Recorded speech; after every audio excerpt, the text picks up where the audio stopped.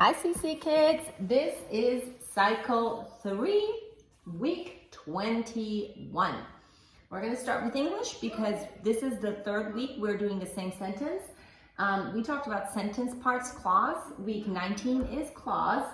Week 20 last week is independent clause, and then today would be the subordinate clause to the melody of Santa Claus is coming to town. Sentence parts, what is a clause? A clause is a group of words that contains both a subject and a verb. What is an independent clause? An independent clause expresses a complete thought like a sentence.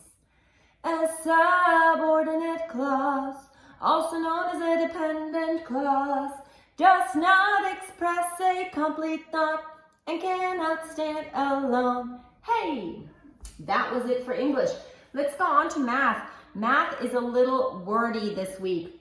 We are starting a series of math laws. And today we are learning about the associative law for addition and the associative law for multiplication. And it basically means that if you have a B, and a C, and you add them up, or if you have an A, B, and C, and you multiply them with each other, and you have parentheses around one group, you can switch the parentheses over. That's all that means. Here we go. It goes to the melody of Glory, Glory, Hallelujah. The associative law for addition states, open parentheses, A plus B close parentheses plus C equals A plus open parentheses, B plus C close parentheses. The associative law for multiplication states, open parentheses, A times B close parentheses times C equals A times open parentheses, B times C close parentheses. That was it for math. In Latin, we are doing John 1:6. In English, whose name it was John. And in Latin, that means cui nomen erat Johannes. And it would go, whose name was John, or cui nomen erat Johannes. Okay. In science, we are talking about the theory of evolution. We're talking about a whole bunch of different theories, and today we're talking about the theory of evolution. And it goes to the melody of I am a CH, I am a CH, I'm a Christian, to that song. Okay, it goes like this. What does the theory of evolution rely on? The theory of evolution relies on the belief that life began as a chance combination of non-living things. What does the theory of evolution rely on? The theory of evolution relies on the belief that life began as a chance combination of non-living things.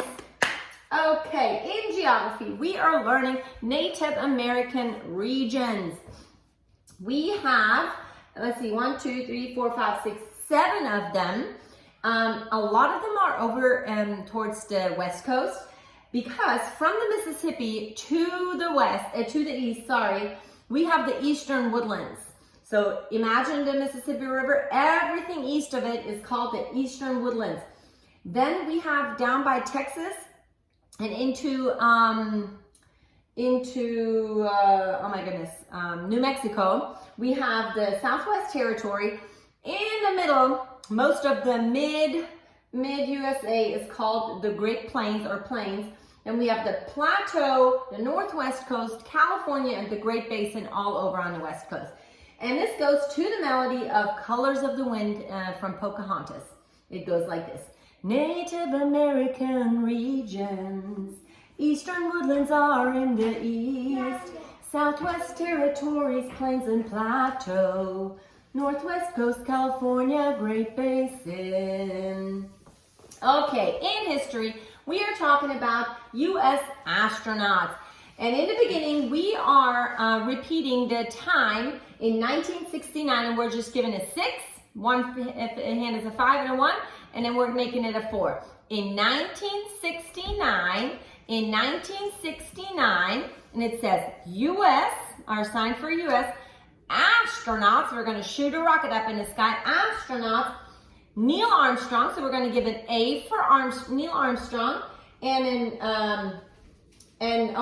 we're going to do an N for Neil Armstrong. And then we're going to do an E for Edwin Aldrin. Otherwise, it would be two A's because both of their last names start with an A. So Neil Armstrong and Edwin Aldrin were the first men, we're shaking that one, first men to walk on the moon. We're going to do a good old moonwalk, okay? It goes like this. Tell me about U.S. astronauts. In 1969, U.S. astronauts Neil Armstrong and Edwin Aldrin were the first men to walk on the moon. Nice job. Last but not least, we have our timeline.